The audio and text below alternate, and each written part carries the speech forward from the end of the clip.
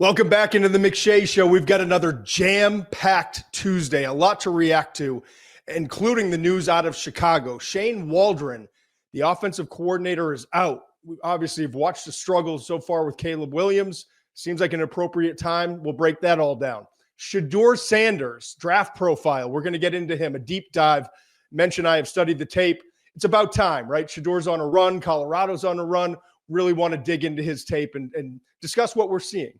And then finally, another deep dive. We're going to get into two of the resurgent programs in Alabama and LSU and where we think they stand coming off of huge wins.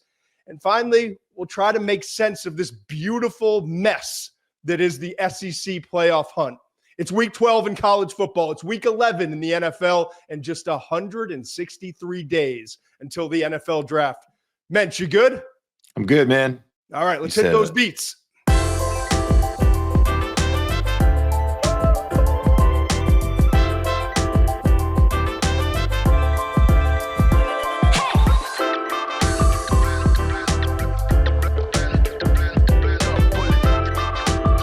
All right, man. A lot to break down here. It's a Tuesday morning. It should be like a sleepy morning. Not a whole lot going on. Coming up Monday Night Football. But all of a sudden, the news breaks. Shane Waldron is out as the offensive coordinator. Not a big surprise. No. Anytime news is breaking, we've got to get to it, especially when it comes to the effects on a rookie quarterback. And a quarterback, Let's face it, that the vast majority, not everyone, but the vast majority viewed as a transformational talent in Caleb Williams. What's interesting to me is like the first 3 weeks of the season, as Jaden Daniels is going like this, skyrocketing. His performance has been excellent, right? We saw Caleb kind of sputter in the beginning. But then after, I think, week 3, we saw a lot of progress, playing within the system, more decisive, showing that he understands where his eyes should be, going through his reads, feet more comfortable, right? That lasted about 3 weeks. Yeah. And so there we are about week 6. But all of a sudden there was this regression. It was like, 2 steps forward. And then over time, it became 3 or 4 steps back. And it really hit a valley, if you will, this past week against the New England Patriots. And we could go through all the stats. I don't think we need to. It was ugly. The one stat that I'll say, and it was in part the offensive scheme, in part this offensive line that has struggled to protect all week, and in part on Caleb Williams from holding on the ball too long as a result of not trusting his reads and having a great feel inside of his offensive system. 9 sacks. 9 sacks. 9 sacks. Throughout my career, and I know throughout your career, watching rookie quarterbacks come in, and whenever they're taking that number of hits, whenever they're not comfortable in the pocket, you can see a regression in the confidence. And we saw it over the last several weeks with Caleb Williams, and it was never more obvious than this painstaking game against the New England Patriots. Good defense, not an elite defense. No. And then you've got Drake May on the other side, who sat the first several weeks behind Jacoby Brissett, who, everyone said, we're not going to play him as a rookie. That's not our plan. He's a first-round quarterback. We see that plan get trashed more often than not, the vast majority of the time with these rookie quarterbacks that are drafted in the first round. But you see Drake May, and he is a work in progress. There's no question. Not there as a passer yet. Not there in terms of making his reads. Big adjustment from what he did in 2023 at North Carolina to what he's doing in the NFL. His tape in 2022 was better than 2023.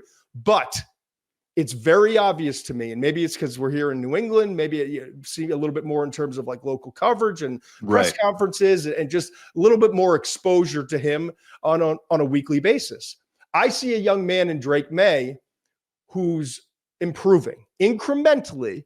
And I said that I put out a tweet in the middle of the game, watching that game, also watching Jaden Daniels throughout the season, but in that same window on Sunday.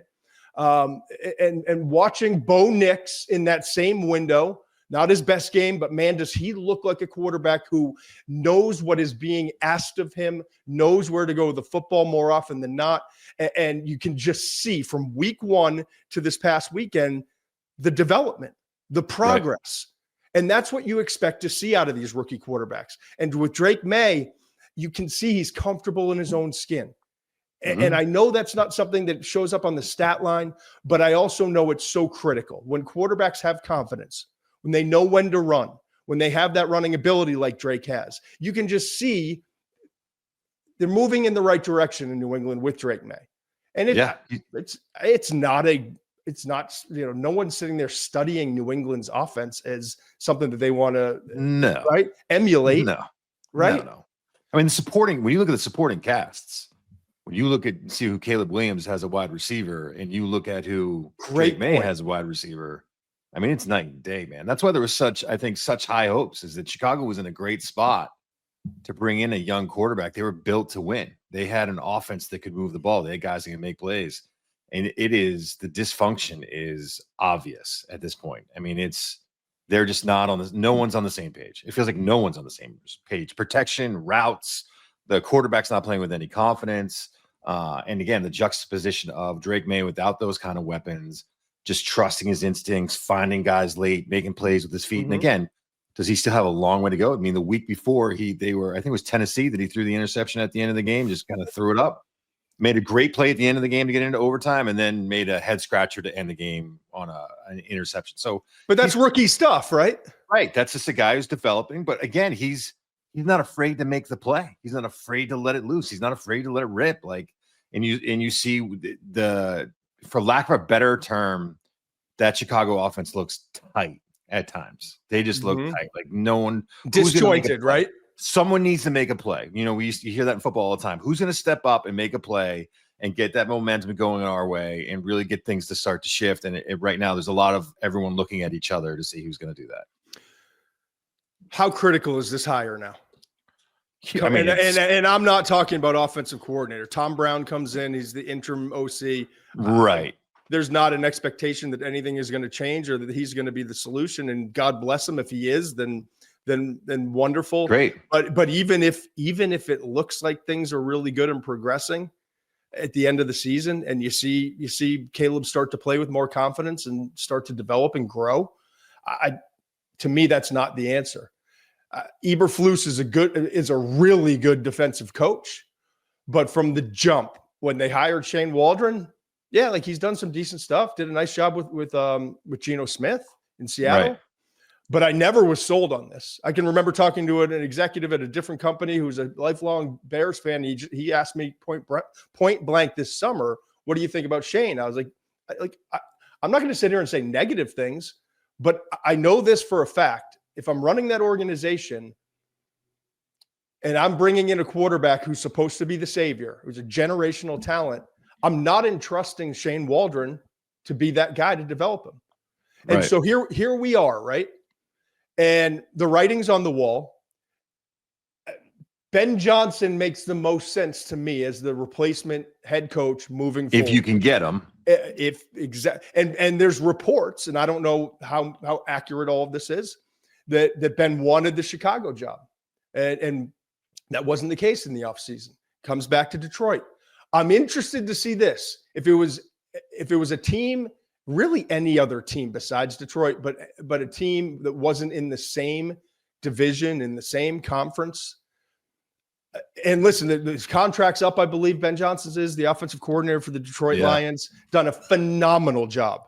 Not good, phenomenal job with Jared Goff, right? Mm-hmm. The whole offense, really, but yeah. Yeah. And so there's nobody else that I would peg ahead of him that I could bring in terms of being my head coach moving forward. Right.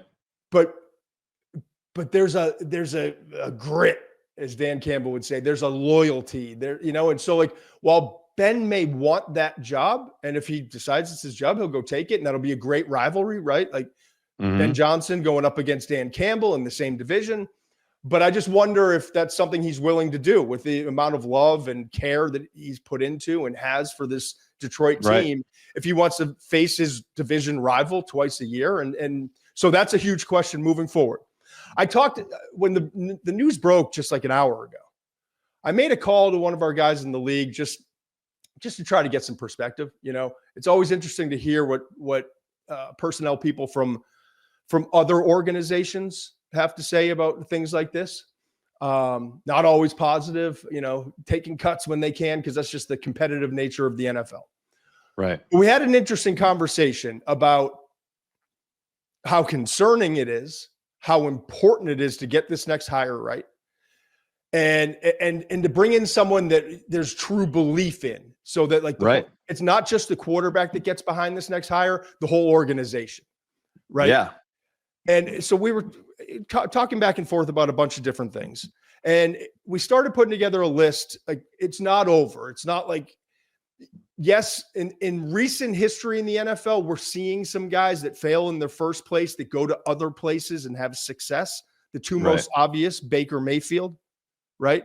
Yep. And bouncing around the way he did, landing in Tampa, and really in two different coordinators, two different coaches over the past couple of years, the success he's had and continues even without Mike Evans, even without Godwin.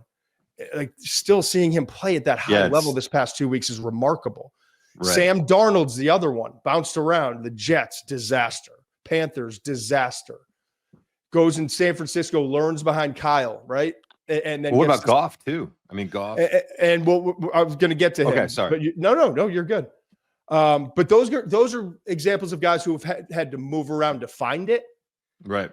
We were talking about who are guys that have been able to find it. And I guess Goff was the first one we came up with. And I guess because it was that Goff was sent somewhere else. And McVay is a great coach. And McVay has helped. McVay helped with Baker for a minute. Right. But McVay made it perfectly clear. I thought it was one of the more enlightening quotes, and I'm going to paraphrase. But when McVay made that trade in the Rams for Matthew Stafford, the quote, again, paraphrase, was, "I'm looking for a partner, not a mentorship." Right. And so that made sense. That he knew what he needed, and he got that. And so Goff was kind of like, all right, move on, after even make it to a Super Bowl. But with Ben Johnson, Goff has thrived.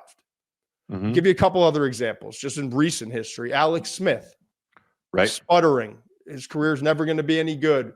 Should have drafted Aaron Rodgers, same draft class, all of that. But he gets with Andy Reid in Kansas City, and they win a lot of games. And he flourished.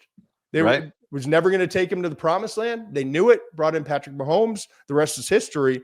But Alex Smith is an example of just a new coach. And also, I guess, moving around. Tua Tagovailoa. The next two are prime examples of staying in the same place, getting the change in scenery, a change in coaching. Tua Tagovailoa with Mike McDaniel. Okay. Yeah.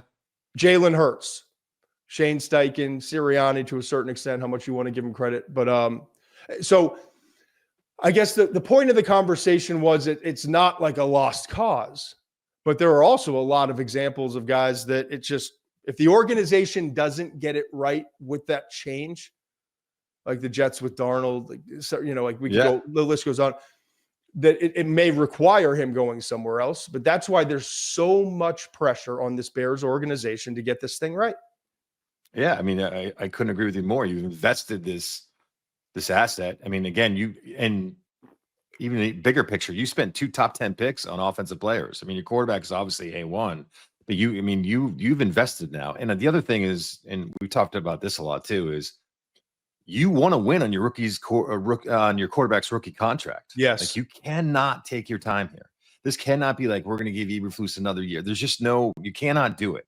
You have to find the answer now. And look, and if you don't, then you're looking at a complete organizational reset again in 2 to 3 years. I mean, the pressure couldn't be any higher. Yeah, you get to that year 5, and now all that money that you have for free agency, for other players, to pay other guys up who are playing well, who deserve to stay there. Right. You start making tough decisions in year 5. Tyreek Hill, got to go. Yeah, we got to get better on defense. You know what I mean? So and that was because we got to pay Mahomes, and we better. If we're not, it's Tyreek or build an entire defense, basically. I mean, it wasn't that simple, but it was. Chris Jones or Tyreek. You keeping Chris Jones or Tyreek? Right. Those are the conversations you start to have as a front office when you're no longer paying your quarterback on a rookie contract. But if developed properly, those are the good conversations that you hope your organization has to have. And with Brett Veach, the general manager, and Andy Reid, those were comfortable they were difficult, they were hard decisions to make, but there was a level of confidence in what they had done to develop Patrick Mahomes and where he was in his process, and developing into, at the time, if not the best and the second best behind Tom Brady in terms of quarterbacks in the league. And so now we can trust him to carry an offense that doesn't have Tyreek. Right. Because the alternative is who we're going to draft a quarterback next year. We can keep all these guys. It's great, but we still don't have an answer at quarterback. So yeah, obviously it's a great spot to be in. You're right. All right. I mean, I don't know. I get fired up with this stuff. Like there's a certain level of attachment with these rookies that come into the league, and the amount of time that we have invested in a fraction of which, college scouting departments and NFL organizations and general managers invest in it as well. But to see a guy with that much talent struggle the way he has is hard to watch. It's hard to watch. It's what we do, and it's hard to watch. But I do think it's a good transition. Like anyone who's tuned into the show for the last, we're week 4, I think, of the show, and it's been a blast, and we love what we're doing. But I think some people are probably like, well, it's an NFL draft show. Where's the NFL? We focus a lot on college football, and that's what we're going to do. But I also, for the last decade plus, I've been traveling to NFL or to college games on Thursdays and missing a good portion of the Thursday night game, traveling back on Sundays and missing a good portion of NFL games. I love this new gig. Yeah. I'm home. That's gotta be nice for you. I'm watching games, studying more tape. And so like the NFL stuff is coming. Like I think we have a lot to get into, deeper dives on these rookie quarterbacks. I think we have, like, how about watching, and I know they lost last night, Monday Night Football against Miami, but how about watching the Rams and our good friend Les Snead, and watching what that scouting department. And I just think of like the area scouts and then the national scouts and then the cross checks of these scouts and deciding to land on 2 defensive linemen that were 2 of the toughest, best tape guys, like motors revving, physical players, and to bring both of them in from the same school, put them on the same defensive line, and Braden Fisk and Jared Verse, and to watch those guys, like the way they've played and transformed that Rams defense. And I know last night, again, was a loss, but Verse was phenomenal. Yeah. I mean, he's been as good as advertised. Yeah. So we got to, I guess my point is this. I also want to react. I don't know if you saw Bill Belichick came out. He put a lot of time and effort into it. Offense, defense, special teams, his midseason rookie report, and he threw in some second-year players who didn't play much as rookies. Circumstances. Interesting. Yeah, so we're gonna do a lot more of that. Get into NFL games as we get down the stretch, especially when the college football regular season and championship ends. When we get that lull in the college football schedule before the playoffs start, there's a lot of NFL stuff that we're going to get to, and it's how we always work, in our little scouting department, if you will. Right. You get into late in the season, a lot more focus on NFL. What are the team needs? Who's moving? Who's going to be moving in free agency? What's the draft order? So there's a lot to get in the NFL. I'm sure we'll have a lot of help from our friends at FanDuel. We'll start looking at games. We'll get into the playoffs. So there's a lot to get into in the NFL. But for now, the focus is clearly on this race in college football, and throughout the season, we've profiled some other top quarterbacks and some other top prospects. But I feel like now's the right time to get into Shedeur Sanders. Yeah, we haven't really hit on QB1 yet. I mean, we've talked about him, but we haven't really done the deep dive. Yeah, I mean, Coach Prime's son, Colorado was dead to rights. Almost lost to North Dakota State in the opener. Really didn't look that good. Lost 2 of their next 5 games. All of a sudden now they're on a 3-game winning streak, and they control their situation. No one controls destiny, but they control their situation in the Big 12. And so I felt like now's a good time to get into Shedeur Sanders and what we're seeing as a prospect. With that in mind, I made the comment on Saturday night after the games that I was really impressed with what I saw on TV from Shedeur and the adjustments he made in game against Texas Tech. Okay. And I know we had a graphic at that point. I'm not sure if we still have it. We can live with it or without it. But what he did in the first quarter of that game, what Texas Tech did to him in that first quarter of the game. There it is. Look at that. Look at our guys. Best team in the business, man. Best in the business. First quarter is 3 for 7, 27 yards. I even, in game was kind of jotting it down. First quarter and the first drive, throwing the first drive of the second quarter, there were 2 sacks. I think it was 4 of 9, I want to say, for like 29 yards or 4 of 8. I forget what it was, but it was not pretty and had 2 sacks. And the rest of that game from that point, the second drive in the second quarter on, you see the final 3 quarters, 27 of 36, 264 yards, 3 touchdowns, and was only sacked 1 time. So it begged the question. And I kept saying on Saturday night, the late night show that we did, the reaction show, which was live, and I appreciate people tuning into, and we're going to do that every week. Saturday night after the primetime game, we're going to be here to break down the biggest games, typically that game. This week, it's going to be Georgia versus Tennessee. And so please join us. We'll be live on YouTube, and then the podcast will come out on Spotify and everywhere else that you get your podcasts. But I said to you that I really wanted to go back and study that tape because I wanted to see what the difference was. So here's what, and jump in where you want, as always. Okay. Interrupt me where you feel it's appropriate, but I'm going to just kind of rip through my notes for a minute. And then when we circle back, I'll get into kind of big picture, what I think pros and cons of him, and maybe get into an NFL comparison. Okay.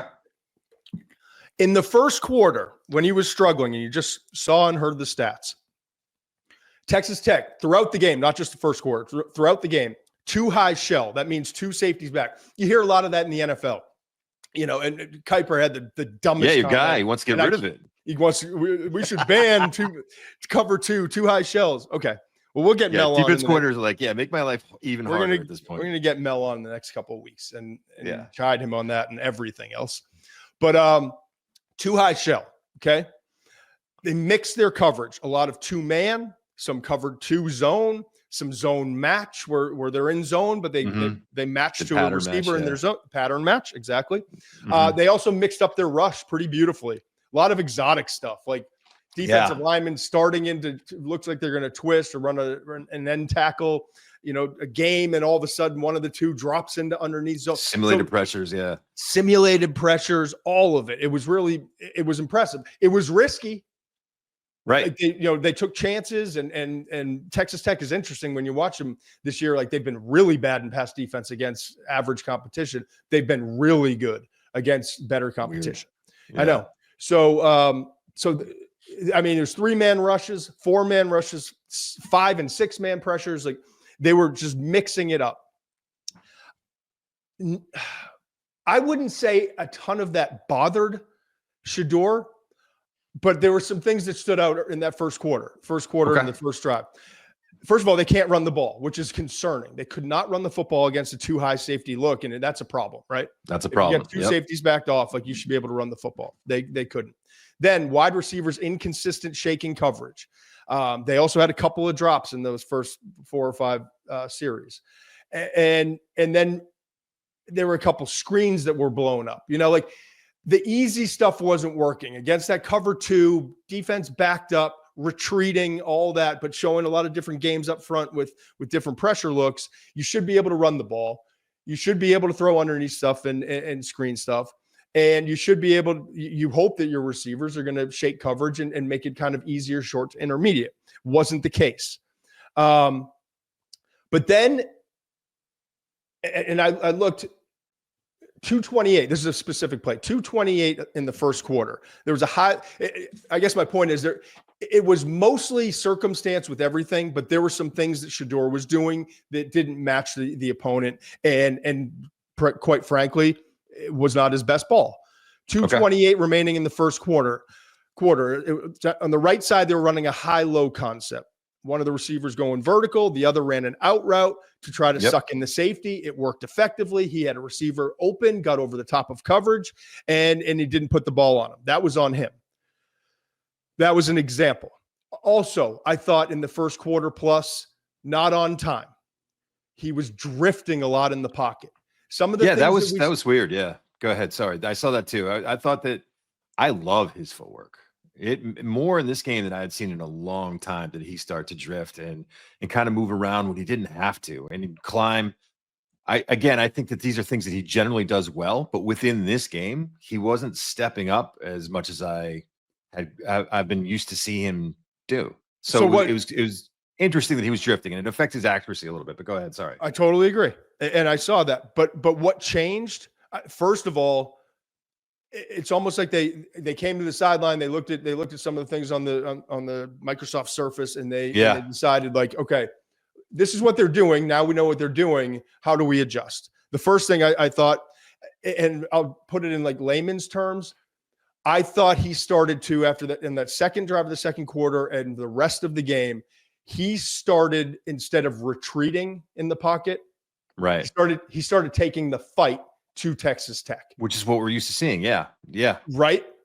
Climbing the pocket.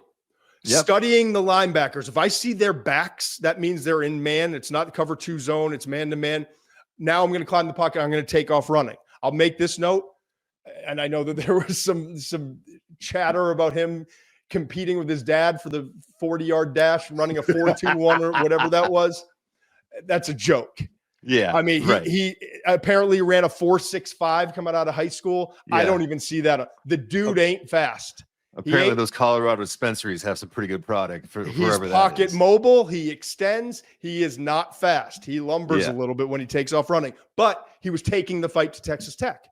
So that was the first thing I saw, the difference from that second quarter and the second drive in the second quarter on. No longer drifting, starting to climb, taking off and running and took off several times. The second thing, I think Colorado made a conscious decision. All right, if they're going to drop this many guys, whether it was 6, 7, or 8, but they're going to have 2 safeties dropping back, and they're going to take away the verticals. We got to attack the short to intermediate, and it's not with slow developing screens; it's with the quick game, and then a lot of like the in-cutting stuff, intermediate, like attack those zones underneath if you got the safeties dropping off. And I thought Colorado did a great job adjusting with that, and I think his mindset changed.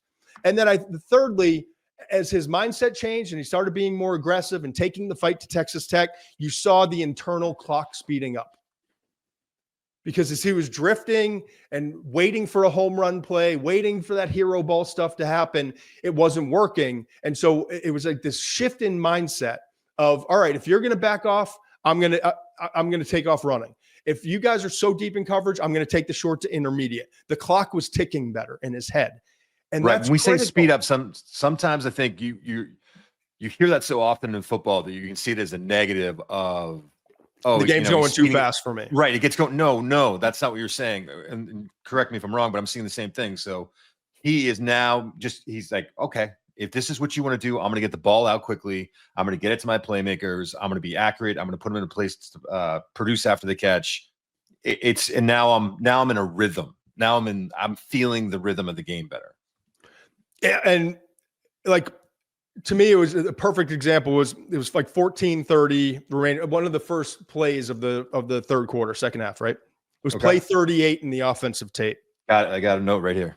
Okay. Yep. It was play 38, 14-41, third quarter. Go ahead. It was like a bang 8 route kind of down the seam. And you could see his internal clock. Like earlier in the game, I don't know that he makes that throw and makes that decision as decisively as he does. Tough throw into traffic, had to thread it, had to actually throw it an inch behind the receiver's intentionally, numbers. right? Intentionally. Right. Yeah. And that's when I was like, oh, okay, this is going to be a fun third and fourth quarter. He's on, he knows what he's seeing. Decisive. When he hit that bang 8, it was like, okay. He's feeling it. Yeah. He's feeling it. And from that point on, the offense flowed. It really did. And then all of a sudden they got about 34-20 and that was the ball game. Summary, not his best game. There weren't a ton of NFL throws in there where I was like, all right, let's cut those off for the highlight reel when we get to draft weekend. Right. There just weren't. Right. But my takeaway was, like, you see Mahomes do this all the time now. You saw Brady do it all the time. Not putting him in a level of any of those guys because he's just not. But the really good quarterbacks adjust to what they're seeing, make in-game adjustments, and find a way to grind out a win based off of what they're being given, the opportunities they're being given, and that's exactly what he did. So to me, that's progress. Because it could have been. Go ahead. I agree. I mean, there's other things that that jumped out to me too. Is again, you always want to self-scout a little bit, and I'm wondering if I was low on his arm strength coming in when I first evaluated him, or is his arm getting stronger, which can happen. And I don't think he has a cannon for an arm. I was going to get into that. It's not a liability. It's not, and when you talk about those, like the play you talk about specifically, where you thread the needle, I think everyone again looks at that and is like, that's a pure arm strength thing. It's not. It's anticipation, it's accuracy, it's timing, all of those things, which I think are just great strengths for him, is knowing. Go ahead. No, I was just saying, and I want you to keep going, but I want to pull up his player profile where we do the position specific traits for quarterbacks here: the mental makeup, accuracy, release and arm strength, and pocket mobility. And those of you that are watching this, you can see, and we'll walk you through. The mental makeup is a 1, and I say that, and 1. Let's give you the scale again: 1 being elite, 2 being good and above average, 3 is average, 4 is subpar, 5 is marginal. And as you see in the screen, we color code it all the time. The mental makeup is a 1, elite, and that's a green, because of several factors. I think he'll continue to develop in terms of going through reads, and we talked about consistency with his decisiveness and playing on time. But my goodness, do I love his competitiveness, and do I love his toughness?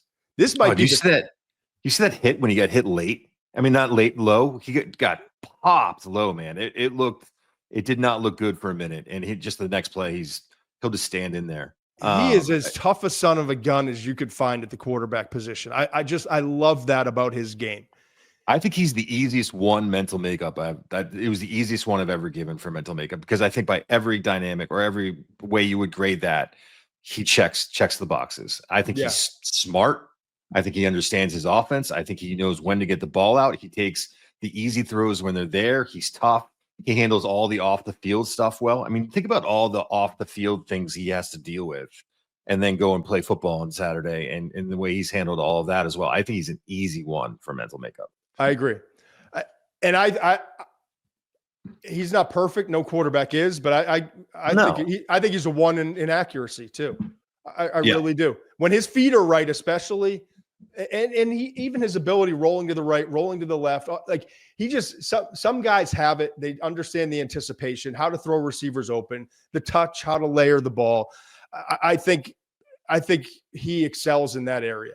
I also think too, and we'll get into the arm strength in a second, which we had the release arm strength. I gave him a 2, which is above average. And I want to get to that in a second.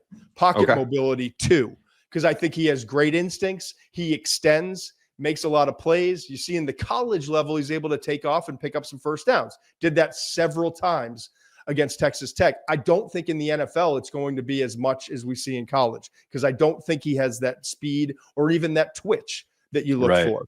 But with all that said, like, I think when you get into the arm strength, and the reason why we always put release/arm strength, it's start to finish. How quickly is from when he starts to pull the trigger to when the ball hits that receiver's chest or hands? How quickly is that? And what can speed that up is a compact, quick release. And I love he's got a smooth, compact stroke. Right. He really does.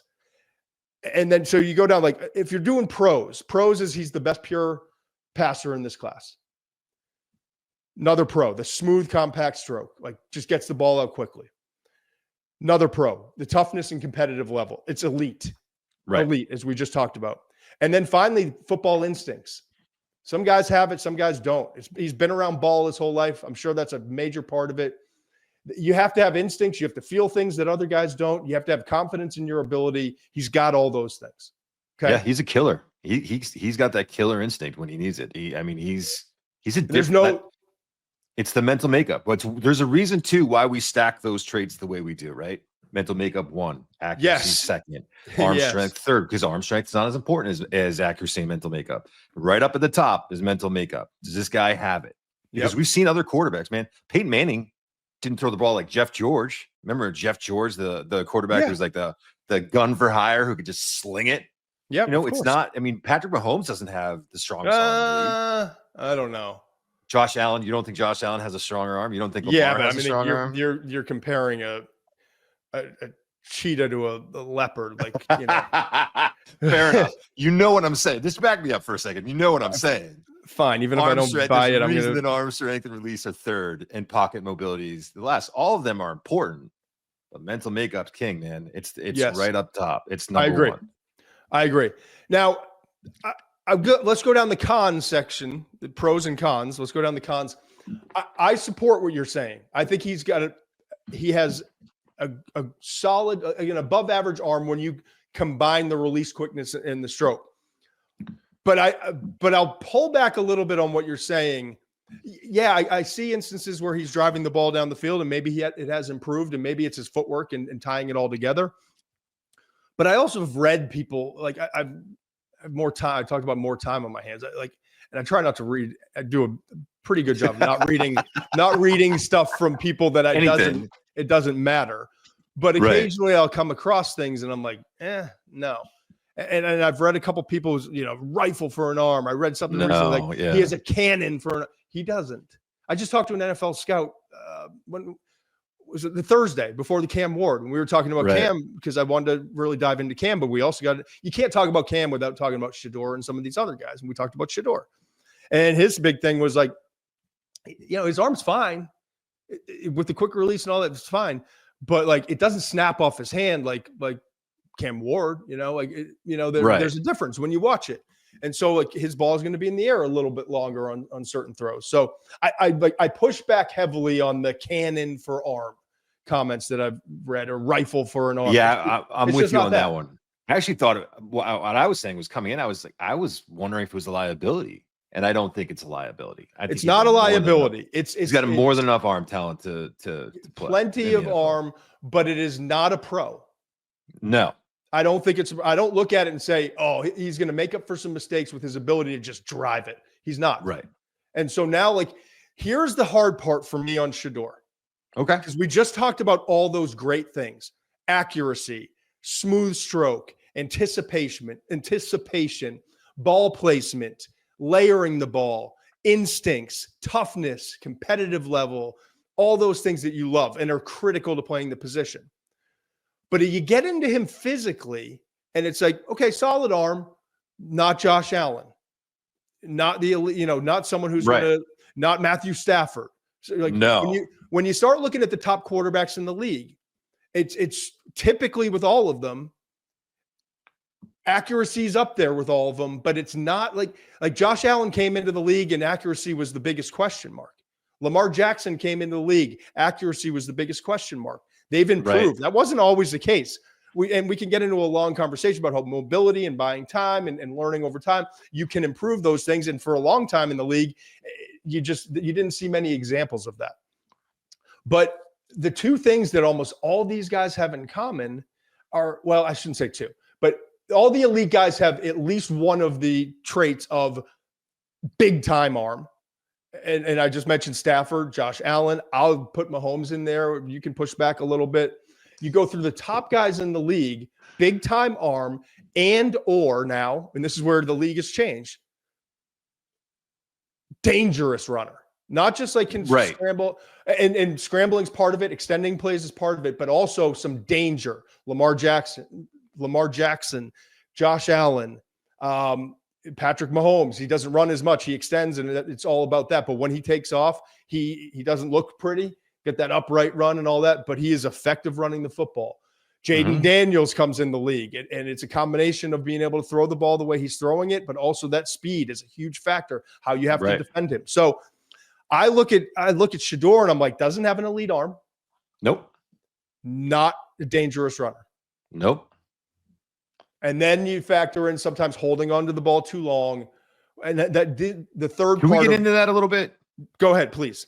I hear, to me, I get what you're saying, right? Does he hold on to the ball too long? Watch the beginning of the Cincinnati tape, and he gets smoked. And I don't want to use the word casual or nonchalant, but there are just times. Oh, no, you can use those words. I agree. Okay. Yeah, okay. So there's times where he's just, but I'll say this: when he has a guy, it's gone. When he has an option, when he gets a clean read and he sees an open man, it's gone. Ball's out. So he's not a guy that's, skittish about pulling the trigger or not seeing the field, and that's why he's holding onto the ball. he's holding on to the ball to make a play, and there are just times you're like, bro, throw it away. Protect your body. Check it down. You know how we know how away. tough he is? Because he gets absolutely smoked on something. Like, he got bad protection. He has these plays where he just holds onto the ball too long and he gets hit hard. So I just want to be clear about what I see, because I agree with you. I do think he holds onto the ball too long, but I think going more into specifically why he may be doing that is important, because it's not a matter of him. I mean, there was times in the Texas Tech game, he got to his third option like that. I mean, he can boom, and then right to his third guy. I think it's more of him wanting to make a play and not understanding it's okay to throw this ball away. And he takes sacks that put them in bad situations where if he had thrown the ball, there was a 3rd and 19 in this game where he took a sack that he just needed to throw the ball away. And now you have a 3rd and 10 and you have a much better chance of getting it. So I hear what you're saying and I agree with it, but I think that when I see it, there's a reason for it. Yeah, I watch it, and I'm always watching it through this lens. Is that going to work in the NFL?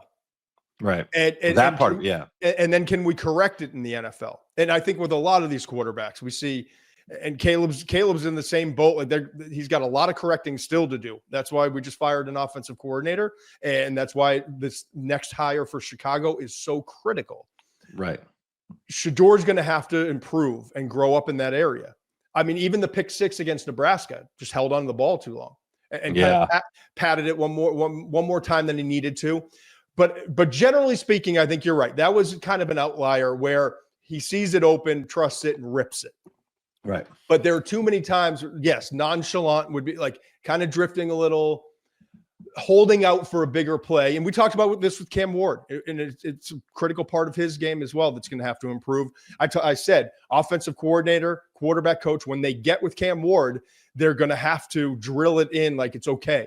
Let's take the 7, let's take the change and make it into $1. Let's take the 7 and all of a sudden it's 2nd and 3 and we're in a good situation. Move the chains. So that's going to have to improve in his game, and I think it will. But when I watch him, here's the example I'll give. When I watch Shedeur Sanders, sometimes in the pocket, holding onto the ball too long, I get the feeling like he's trying to squeeze every last drop out of that lemon. Yeah. And as I say all the time, great way of saying it. Yep. But sometimes the juice isn't worth the squeeze. Right. So to me, like, learning when to try to get that last little bit of juice out of the lemon versus like, it's not worth having to squeeze anymore. Let's just take 4 here. Let's take 5. Yeah. Let's take a 7-yard gain and get second down and 3. So that's where I am on Shedeur. Let's wrap this up. These are hard conversations to have, Mitch, and we're only in November, but we've seen almost all of his college tape. Yeah. What is he going to be at the next level?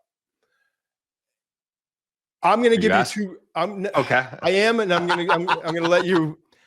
Here's what I've watching the tape over and over again. You know, if every general manager wants from the scouts, give me an NFL comp. Like, what do you think he's going to be in the league? Oh, this is good. See, and who does he remind you of? And I see two guys. I see a right-handed version of Tua in some respects, and I don't think it's a perfect comp. But I see a guy who's a distributor when he's decisive and trusts his eyes, and I think it's the smooth, quick release. Yeah, he knows where he wants to go with the ball, like they're distributing, like not a cannon, not a cannon. Yeah, he does a great. And we talked about this before. Carson Beck makes his receivers work. It's a struggle. It's watching guys like with the bag over his shoulder climb up a hill. Right. His receivers have it easy. Like they're at a resort, like, plucking the ball, leading to yards after carry, throwing them open. That's what Tua does for his receivers when things are right. and it's flowing, right? Yep, the other guy, I think, probably more of a comp overall, but there was just something about the quick release, compact, and the ball placement and the touch that I saw in Tua. But Geno Smith is the other guy. Interesting. And I know he had a long career journey and arc and all this stuff. But if you take the last, 4 or 5 years, you take his best several years and you make that into a career, when it's all said and done, if that's Shedeur's career in the NFL, we're like, damn good career. Yeah. I agree. But I want to say this, and I know this is going to bring up like bring on a lot of water to the boat.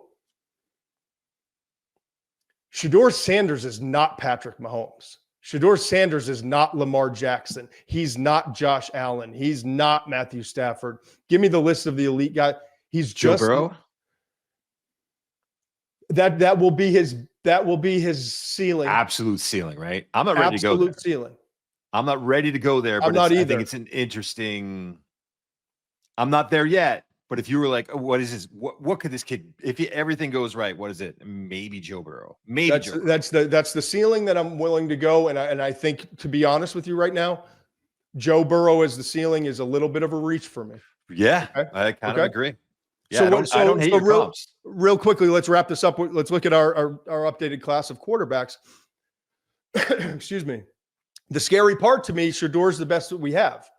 And I want it to be perfectly clear right now. I'm in love with Shedeur Sanders' tape. I'm in love with his makeup. I'm in love with his toughness. I think he's the best pure passer in this class. I think he's going to be a good starting quarterback in the NFL. I don't think he's Jaden Daniels. I don't think he's coming in. He doesn't have the speed and the explosiveness to overcome some of the issues that he's going to have to, that all rookie quarterbacks have to overcome.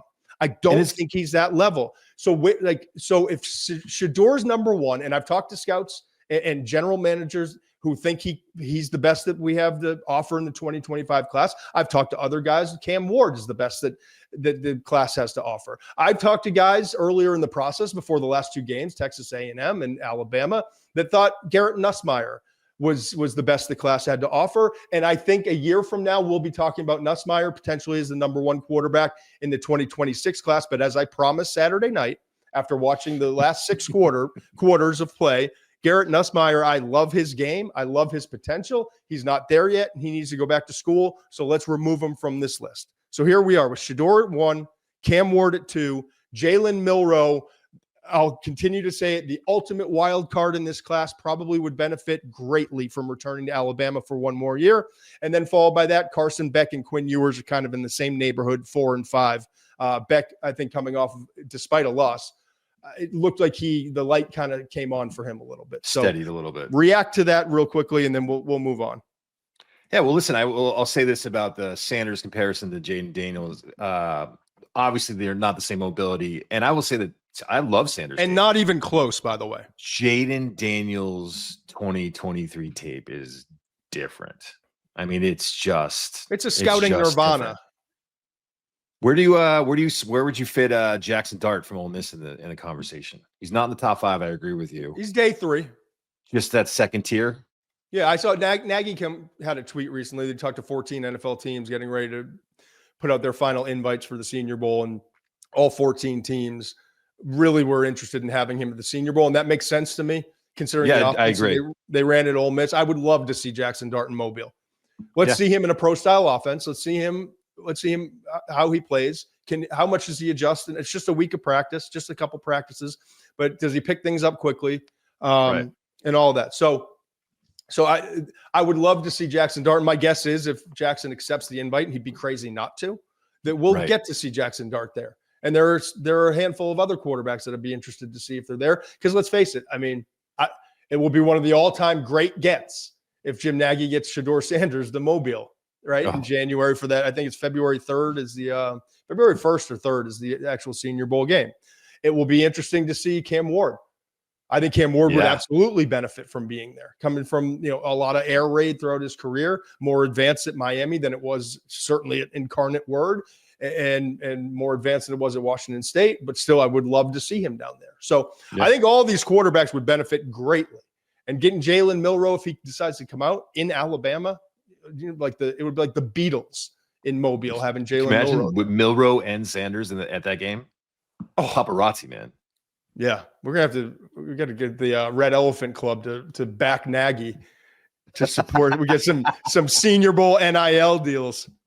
But anyway, all right. So that's where we are in the class. I thought it was important to take some time to get through Shedeur, and we did for probably way too long. I'm sure everyone listening would agree with that. The McShay Show is brought to you by FanDuel. Keep your college football season going with a win on FanDuel, because right now new customers can kick off the season with $150 in bonus bets. Just place any $5 bet and you'll get $150 in bonus bets if you win. Use your bets on spreads, live bets, overs, unders, and so much more. Just visit FanDuel.com/McShay to download America's #1 sportsbook. Must be 21 or older and present in select states, or 18 and older and present in D.C. First online real money wager only. $5 first deposit required. Bonus issued as non-withdrawable bonus bets, which expire 7 days after receipt. Restrictions apply. See terms at sportsbook.fanduel.com. Gambling problem? Call 1-800-GAMBLER or visit rg-help.com. Let's transition, Mensch. And I've been talking too much. I'm going to let you get started on this. I want to talk about Ole Miss first. Okay. Lane Kiffin wins the game that Lane Kiffin has not been able to win. Right. Ole Miss wins the game that Ole Miss as a program has never. And one other time, this is just the second time against an AP top 2 team, or a top, a team in the top 2. I think it was the second time ever Ole Miss has done that. There might be a caveat in there, but it was a win unlike many, if any others that we've seen out of an Ole Miss program. Right. I'm going to throw it to you for a second. I got a lot of thoughts here, but what jumped out to you, Ole Miss? Well, I mean, even just, and you saw it in this game, but let's big picture it here for a second. If I asked you who gives up the fewest yards per carry in the country and has more sacks than any other team, if you're asking a guy who watches college football every year, how many people do you think would say Ole Miss? I mean, this defense is legit. And they're loaded at wide receiver. I mean, Trey Harris is out for a few games, and it's like they don't even blink. The pre-scoring, the tight end, he doesn't move like a Colson Loveland. He doesn't move like that kind of a guy, but a big body, he can make plays. I think he popped for like 7 catches and almost 100 yards in a game. I should look that up to get the exact numbers, but I mean, he pops every once in a while. This offense could still strike fast, man. And there's all that, but I cannot remember an Ole Miss defense that can kind of, just end a game, that can just change the game. Hard to move the ball at them, hard to run the ball, hard to pass the ball. To me, it's that defense, and I know we're going to get into it, but that defensive front specifically. This is a different group. It's a totally different team than we're used to seeing from Lane Kiffin. Totally different team. Let me make this comment. I'm just going to start with this because we're going to attack Ole Miss's tape and we're going to attack Alabama's tape. The 6 quarters that I've seen from Alabama against LSU in the first half against Georgia, you can easily argue, and I will easily argue, they're the best team in the country. And if not the best, really? They're up there in the top 2 or 3 teams. Those 6 quarters were some of the best football. Based off those 6 quarters. Those 6 quarters. Yep. No, I'm fine with that. Ole Miss, I've come to the realization after studying their tape, got prepared for this last week against Georgia, loved what I saw. Watching them do it in that spot from a program that's never been able, or one other time, but never in our lifetimes, there's been a long, long time since they've been able to show up in that moment and play the way they did in that moment, in that game, with the pressure on them, with 2 losses, mind you. That's an elimination game for Ole Miss. Season's over. Yeah, best receiver out, quarterback hobbled, tough start to the game. And it didn't everything. They didn't just win. They put their foot down on Georgia's throat for 4 quarters, dude. That was awesome. I'm going to say this about Ole Miss.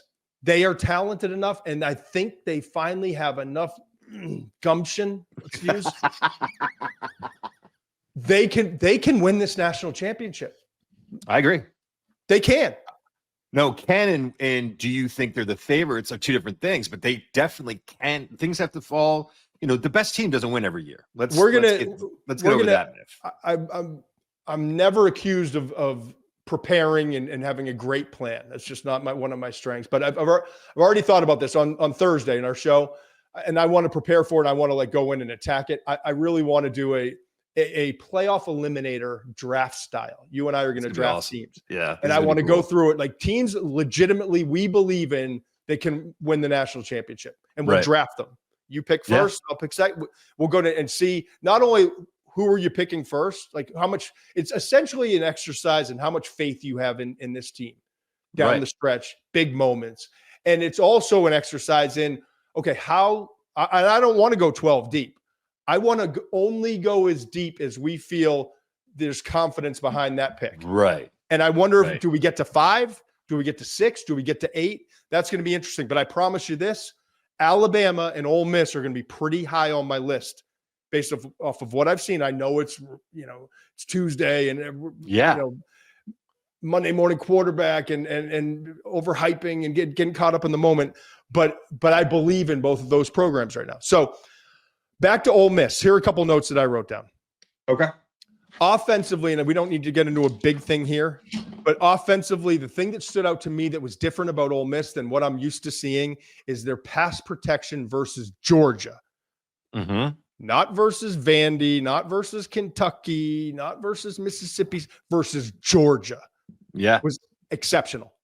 Right. And it was the game plan, and it was the offensive linemen. They're better up front than I thought. Not in the I didn't run see that game. coming, by the way. I didn't see it coming. I thought it was going to be a tough day. I thought it was going to be a grind. And it was a combination of Jackson Dart and Simmons, right? The backup who came in and was 5 for 6. Those quarterbacks knew the game plan. It was very we got to get the ball out. We can't hold it. Like let's live with a 2nd and 10 versus a 2nd and 16. Like whatever it is, like the ball's coming out, but it wasn't a rush. It was, you know what I mean? Like it's not like it was a bunch of 3-step, get the ball out, short game. It was, they went through their reads, but they were decisive and didn't hold on the ball too long, but the protection held up. I thought Kiffin had a tremendous game plan. Mm-hmm. And you'd expect him to a certain degree, but I didn't expect Ole Miss's offensive front to protect as well as it did. Like the play action, quick game, the misdirection, they kept him just enough at bay, and the quarterbacks had just enough of the internal clock, but it really was the protection that stood out to me, and that's huge. Now, the run game, if Ole Miss is going to lose, and that's why the confidence meter, and we'll get to that on Thursday, it's like a GM always asks the scouts, all right, tell me if it all works out, what's he going to be? But then tell me how he's going to fail. That's the question we hear scouts talk about all the time. I got to go in the office and be prepared. I got to go to those meetings and be prepared. If everything works out, who can he be? If it doesn't work out, why? Right. And for me, at Ole Miss, if it doesn't work out, I think it's the lack of a running game that they can really rely on. And that typically has not been the case. And you do wonder, and I talked to Connor about this yesterday, I think it was. You do wonder, almost like a free agency situation. We talked about with Mahomes, where they were with Tyreek, or is it Chris Jones? Right. You almost wonder with the NIL deal, all right, Quinshon Judkins, we're going to let him go to Ohio State so that we can load up on this defensive front. Right. Intriguing, right? Yeah. New age of college football. Ohio State's like, we'll take everyone. They don't care. Yeah. And different budget. They've done a hell of a job in the Grove of raising money and bringing in guys, but it's a different budget. Right. But that leads me to, the defensive side where they did put in the money. Oh, man. They recruited, like the shift in the offseason was, if we're going to make a run at this, if we're going to be different than what we're used to, if we're going to win against Georgia, a number 2 team, in the top 3 team in the country, we got to be different on the defensive side. Yeah. Pete Goulding, exceptional job, defensive coordinator. Cut his teeth with Nick Saban. I always question guys. Like, I've sat in so many meetings with Pete Goulding. Love him. Just love his approach. He relates to the players. Learned under Nick. But you always wonder when you sit in those meetings, at least I always did, like, is this a Pete thing? Is he doing really, really well? Or is this just like he's coordinator by name only and Nick's running this whole, you know what I mean? So to see him move on and have this kind of success, I give him a lot of credit. Yeah. But also the recruiting, I mean, holy smokes, man. 5 sacks from this defensive front, all from a 4-man rush from what I saw. Yeah, that's the thing, man, right? That's the thing. They don't need to bring more than 4. They can do 4, and then they can, and they do. They take advantage. They can bring more. They can mix up coverages on the back end because of that. Everything you talk about when a 4-man rush allows you to do. Sure, it allows you to sit back and play zone and do all that stuff, but it also allows you to gives you the freedom of mixing it up. You know what I mean? So you don't always have to bring guys. It is so big for them that they can win with the 4-man rush. Let's they throw have up the 5 guys that I think can get to the quarterback. So let's throw up the. They're on the. They're feeling it today, huh? In the production room. Yep. I said let's look at that. And it gets ripped off. Anyone who's just listening to this podcast, our producers continue to excel. We've got a graphic up here, right? Name me a time, Mensch, where we were talking about Ole Miss, and we've got 6 draft prospects, 6 that are going to be drafted all in the top 10 at their respective positions in terms of our draft rankings. This is wild, man. There's one or two, right? There's one or two talented guys that you're like, he could develop into something. This is just a wildly different group. You throw Michigan up there as the backdrop. You throw, the maize and blue. You throw, what is it? The Garnet, Ohio State. You throw their colors up with their name. I'm fine with it. We come to expect it. Throw Georgia up there. Alabama up there, even for a little stretch, like throw Clemson up there. We're used to seeing those. It's weird to look at Ole Miss, a graphic with 6 draft prospects that are in their top 10 and some of them pretty high up there. Let's go through it real quickly. Yep. Defensive front, 2 defensive tackles, 2 edges, and there's some depth behind them. We talked about the 210-pound guy running a 4.3. Like, we'll bring him in as a designated rusher. But Walter Nolan, number 3 defensive tackle, behind the 2 Michigan guys that I know you love. You love Michigan defensive tackles. But I think Nolan might be number 2, by the way. He might be. He might be, and we can. We got a lot of work still to do on our draft rankings, but certainly in this neighborhood. And I think the way he's played this year, potentially top 20, 25 pick, somewhere in that range. Could be. Okay, so probably the highest guy off the board in terms of defense, all defensive prospects for Ole Miss, all prospects for that matter. Walter Nolan, defensive tackle. Next to him, your guy, JJ Pegues, who's the most fun ball carrier. I think he has 12 carries this year. All have gone for a first down or a touchdown. And his short yardage run the other day against Georgia to midfield almost went for a touchdown as well, but got him the first down. Guy was shot out of a cannon. That a defensive tackle should not run the way JJ Pegues runs. We've got him as the number 10 ranked defensive tackle. Then at edge, some games I think Jared Ivey is better than Prince Umanmielen. Sorry, but Princely and Jared are both just factors. We've got Ivy we got Jared Ivey as the number 7 edge in this class, and it's a deep edge class, really deep. It's a good edge class. It's a good edge class. And then Princely we've got as the number 9 edge. So 2 top 10 prospects potentially at the edge position to flank those defensive tackles in Nolan and Pegues. Add another front 7 guy who's coming out of nowhere, Chris Paul Jr., Arkansas linebacker for a few years. He's been awesome to watch. Yeah. Absolutely awesome to watch. And 136 tackles with 6 sacks the previous 2 years at Arkansas. This year already, 72 tackles, 2.5 sacks. And the thing with when you're behind a defensive line like that, you're going to get a lot of opportunities. Right. He's been a flat eraser in the run game, sideline to sideline. And the beautiful part watching him is in coverage too, man. Yeah. He covers well. So we've got him as the number 7 off the ball linebacker. And then finally, Trey Amos, who's having a great year, 6'1", 190-pound cornerback, not really known as a ball hawk coming into this year. Wanted to see him make more plays. Well, he's done it. 3 interceptions and a forced fumble this year. So 6 guys in the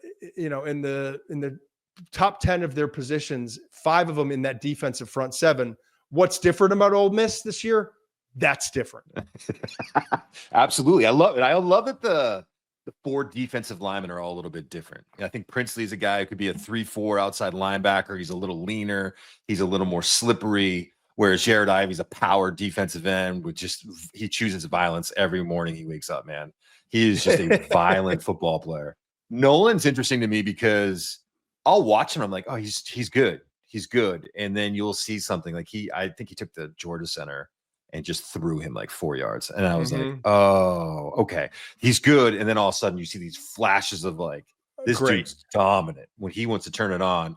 And my guy, JJ Pegues, he needs to work on some stuff, right? He's big and he's athletic. They play him inside, outside. I love that he's like that size and they play him at defensive end sometimes too. He's got to be a little bit better with his pad level. He takes himself out of plays by getting too far upfield, but then you see him disrupt a play in the backfield. I mean, these guys, the talent level is just different. Let's switch over. Now, remaining schedule, Ole Miss, they've got 10 games under their belt. At Florida, I mean, we saw Texas, Florida. Like, God bless Billy Napier and what he's trying to do there. You're down to your third quarterback in the SEC. Like, good luck. And then Mississippi State. Obviously a rivalry game, but like just different levels. And you'd like to believe that they're going to be up for that game. Please don't let them lose that one. Yeah. So you'd think that they're gonna be in a position at the end of the year. Good. Yeah, they look good. Alabama. I mean, talk about I like Kalen DeBoer, man. Like you can't love Nick Saban as more than I love Nick Saban and like have the respect for him that I have. But how about DeBoer coming in, taking over for the legend, not a legend, the legend.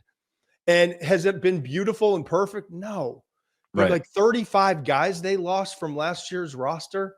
And to be able to put this thing together. And most importantly, here's the thing that stands out to me with DeBoer. And it's not just been at Alabama. It's been throughout his career. The dude beats giants. Right. He is, listen to this. He's 7-0 now against teams coached by the best. Kirby Smart, Brian Kelly, Dan Lanning, and Sarkisian. 7-0. I didn't know that. Yeah. That's crazy. Isn't that wild? Yeah. Think about that. So here, the first thing that stood out and the most important factor of that game against LSU. Mm-hmm. We talked about it. There was a bye week. What are we going to see from Jalen Milroe? We saw Jalen Milroe make huge progress in 2023 off of the bye week. Kind of a chance to reset, self-scout, work on your footwork, come back in, show more decisiveness, understand the plan, down the stretch run. For Alabama, this year was different. Alabama's self-scouting was brilliant. Okay? Alabama, what did we talk about the most? It wasn't Jalen Milroe, even the passer necessarily, although there are ups and downs and flashes of brilliance. But the thing that I said that was becoming weird to study is you never see quarterbacks in a slump as a runner. Right. Runners run, right? Be aggressive, man. Be aggressive. We didn't see that. And there's reports on the internet about, is he 100%? They're masking an injury. They're hiding it. There were times we took off running and I like, yeah, he looks fine, but he wasn't aggressive and he wasn't attacking it. And I think what we saw was Jalen Milroe trying to play within the construct of the offense. Kalen DeBoer is, what did he do with Michael Penix Jr. and the progression that he showed from Indiana to Washington as a passer. Remarkable. And so I think coming in here, it was like, all right, we can always trust Jalen to, when it's not there, tuck it and run. Right. But we're going to develop him and we're going to get more out of him as a passer. And we saw flashes of that. There were, Georgia game, throwing receivers open, the anticipation. We talked to Nagy about that. There were things you saw where you're like, oh, okay, we're going to see a transformation like we saw with Penix. Maybe not to that level because Penix was more developed as a passer and not as mobile as a quarterback, but we're going to see a big jump. But that didn't last. Okay. So what happens? You get a bye week. Offense is it's grinding. Everything's a struggle. Their self-scouting was brilliant. For whatever reason, and it didn't dawn on me, but for whatever reason, Jalen is not an aggressive scramble to run guy. Right. Jalen is an aggressive, awesome, fast, quick, and powerful runner on designed runs. Vision and patience. He has the best vision and patience on that team, better than any of their running backs. I mean, he has the instincts that kid has as on design runs they jump off the tape. So they come off that extra week to self-scout, evaluate, and put in a game plan. And what do? They come out and they run Jalen Milroe 10 times on designed runs. Love their scheme. Like, we could talk about the scheme all day long. A lot of 11 personnel, one back, one tight end. Did a great job with the lead blockers, almost like watching hand it off to old school football, your tailback with the fullback in front of them, follow the lead. They are way better when they go to their man gap scheme. Their inside zone struggles a little bit. It's that was something that really jumped out to me on tape. Not to get into the weeds too much on this, I will say they need to use Oots as the backside blocker more than Dupree. I won't go into it too much. But I will say that the inside zone is not as effective. I think their backs are better when they get those guys in front of them. I think Jalen's better at just reading those blocks. Jalen can do everything. Don't get me wrong about this. Jalen can do everything. He is a different kind of player. And I'll get into this a little bit. He's grown on me this year because I don't know where that team is without him. And he's made some throws that I've seen on tape. You know, there's some inconsistency. He's a better passer than I thought he was. Throw out all the numbers and all the what he needs to do for Alabama to win a championship. I get all of that. But I'll say this. He's just a different dude. Their man gap scheme, when it's down, and around, they pull an offensive lineman to get him in front. The kid Parker Brailsford, who's the center, could pull. They need to be running that more often, in my opinion, because I think it just suits what they want to do. And so they did. And they did it with the quarterback and with a lead blocker and with the tight end kind of, contributing as well. Some misdirection. Like they had variations of what they wanted to do in the design run game. Right. But mission numero uno was we're going to design run the heck out of this LSU team. And yeah, part of it was, let's look at LSU, and they struggled against Sellers, the South Carolina mobile quarterback. They clearly struggled against Marcel Reed. We said prior to the game, like, make them prove that they have their bye week and that they can stop it. But it wasn't the same. It wasn't a scrambling quarterback off the pass. That was the brilliant part. I'm watching. I'm like, oh shit. Now I get it. He doesn't like to scramble to run. Right. He wants to know they've called my number. Listen to this difference. He had 10 rushes in that game that were designed runs, 175 yards. The other two were for 10 yards off of scrambles. Right. So he's averaging 5 yards a scramble and whatever on the runs. But go ahead. Sorry. 17.5 on the 10 runs. I'm not a math major. So and it seems so simple, but there's brilliance and simplicity sometimes that recognizing what is the difference? Why isn't he running with the same aggression? Why does he get in slumps as a runner? Because we haven't called his number. Let's call his number. And they did that. And so you look at it, this graphic is great. 185 rushing yards in that game against LSU. The other 8 games this year, just 380 rushing yards. That's 47.5 compared to 185 versus LSU. Yeah. So this is what Bama's going to be. They better be. This is what Bama's going to be. I get it. We got to protect him now. 10. I don't see in the future coming up against Mercer in Oklahoma. Who would have known that Oklahoma is going to play this poorly, or even Auburn. I don't see it in the cards necessarily, unless they need it to run him 10 times on design runs in those games. Because now we got to protect the investment. And I know he's big and he's powerful and he's strong, but like it just takes one hit. You don't play with that. But you better believe SEC championship game, assuming they're in it, if they're in it, and most importantly in the playoff, you better believe that this is now the offense that we're going to see. Yeah. So you're high on Alabama right now. You think that this is I have some serious concerns. Okay, I'll make this statement, and I want to hear your concerns. I am very high on Alabama because I think they figured out who they are, and that's so critical. And when they lean into who they are, they have. I'm going to say it. They have the player that if you were to poll every defensive coordinator in the country, which player when he's on do you least want to play? It's Jalen Milroe. I would agree with that. Cam Ward's been brilliant. Ashton Ginty can win the Heisman. Travis Hunter can win the Heisman, all that stuff. One individual that you're most scared of could take over a game with his feet and then with his deep ball. It's Jalen Milroe. Yep. So yeah, I think Alabama, I'm not saying they're going to win it, that I'm going to go to FanDuel right now and put a boatload of money on it. But if I'm when I'm playing around with FanDuel this week and looking around, looking at futures, looking at like chances, like they're on my short list. I'll promise you that much. Why do you pull back on it? I'll say this: if they win, and they could, If they win, it will be because three things. Jalen Milroe will have just an unreal run, just an epic run. Their offensive line will play up to its standard consistently, which it hasn't done.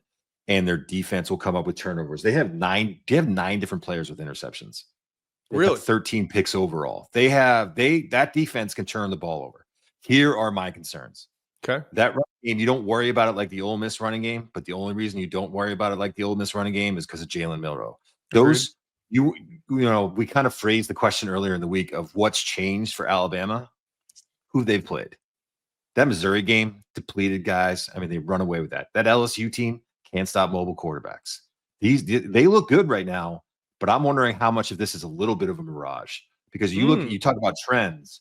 Those running backs are averaging 3.5 yards or fewer over their 3 of their last 4 games. They can't run the ball without him. Their offensive line is good and plays well at times. They struggle with movement. They've been banged up a little bit. Guys have had to shift around. Vandermark comes in at center or Vandermark's at guard. They've had some issues with movement up front and they've had some breakdowns. They have had their right offensive tackles, had some problems in pass pro.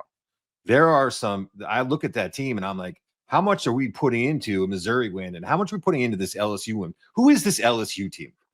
Because they can go and lose to USC, which looking back on how they can lose to USC. They had a meltdown against Texas A&M. They cannot stop mobile quarterbacks. They probably should have lost the South Carolina game. So to me, the reason we're feeling better about Alabama is because of who they played the last 2 weeks. Now, do I still think they're talented? Oh, yeah. And who are their killers on defense, man? Who are the guys that you're going to, it's 3rd and 7, it's 4th and 7 late in a game. Where's my Will Anderson? Where's my Dallas Turner? Those guys don't exist. Pass rush, yeah. Their linebackers are absolute dogs. Their linebackers are studs. And John Campbell comes off the edge a lot. That's not his strength. He's effective. He's not dominant. So I don't see a guy like you. If you're playing Ole Miss and you got to make a play and you get backed up late in a game, watch out. How do you feel about that with Alabama? Alabama's a bend but don't break defense this year. That's what they are. They're going to try and slow you down. They're going to try and get turnovers. They have some really good players. They are not an Alabama defense like we've seen in years past. So, yeah, do I think they could win it? Yeah. I'm interested to see where we take them in the draft, though, on Thursday. We'll see. I'm feeling better about other teams. The annoying part of our relationship for 25 years is you are an offensive lineman and you're always the cynical bunch. Because it matters, Todd. Everyone's out to get us and grumbling as you're walking out and taking your pads off from the practice field. But you're also, as a group, usually either the smartest guy in the room or one of them. Yeah, it's just like it's like the cynical Steve I always talk about, but more often than not, unfortunately, the cynical Steve. I mean, you told Miami's fraudulent, and here we are, and I'm giving you your nod. Clemson was a soft 9 early in the season. We were like, not buying Clemson when they started to have this resurgence, and here we are. So I'm not taking what you're saying lightly, but I'll say this: I'm freaking fascinated by this SEC. Yeah, Texas could be all the talent in the world. Ole Miss, love them. Alabama, they play like those 6 quarters I talked about. Love them. Georgia, I don't care what you say.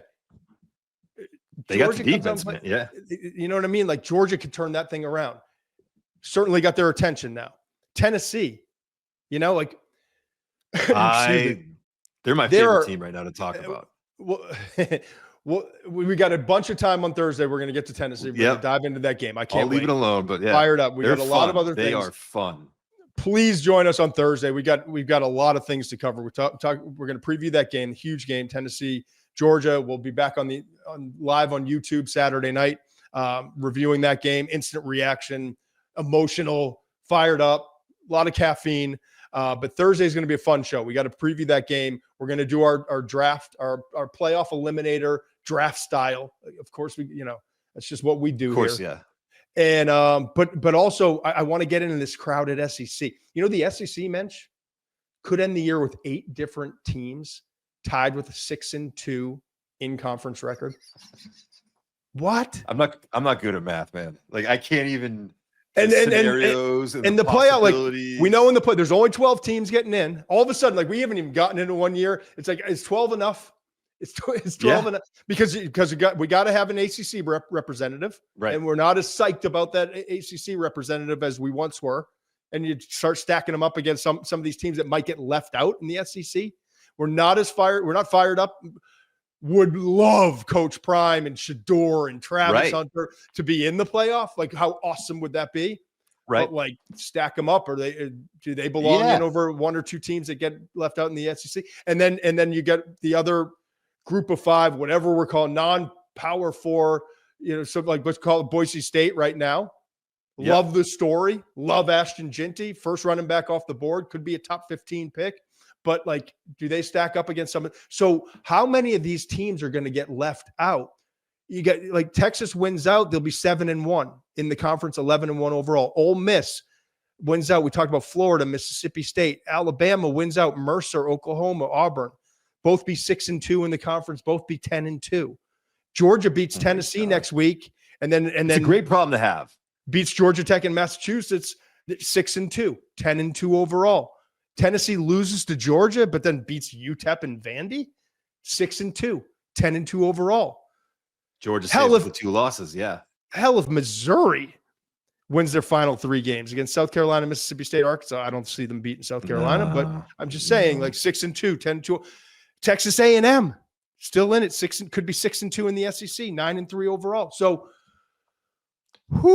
this is gonna be fun. This is gonna be fun. Hey, listen, we forgot to go over the hypothetical odds. Oh, yeah, we got to go. I mean, it kind of proves my point. So let's do that. Okay. What Alabama versus Ohio State, Alabama versus Oregon. We got the FanDuel hypothetical odds. We got to get into those. Yeah.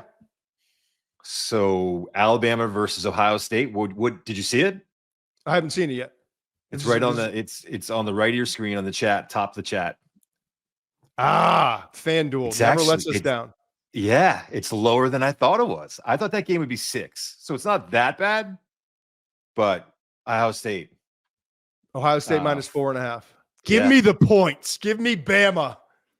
By the way, Vegas clearly favoring Ohio State over Oregon in every scenario we're seeing. Yeah, isn't that for wild? them? It's 3. Yeah, I'm telling you, they're on to something, man. Part of it's the name too, and then Oregon. So just to clear it up. We asked FanDuel to produce these, and we're going to be a thorn in their side throughout the year. But I love having FanDuel as a resource. Alabama versus Ohio State. Who's the favorite? All on a neutral site. Same as Alabama versus Oregon, neutral site. The odds are Ohio State would be minus 4.5 against Bama, and then Oregon versus Bama, neutral site, would be minus 3. Those are actually you're right. That it doesn't really back me up too much, so those are tight. They expect the game. Yeah, I thought they were closer to 6, to be honest with you. No, I like it. I think it's right. This is gonna be fascinating. Yeah. All right, we got a lot to get into on Thursday. We appreciate everyone joining, sticking around for this marathon.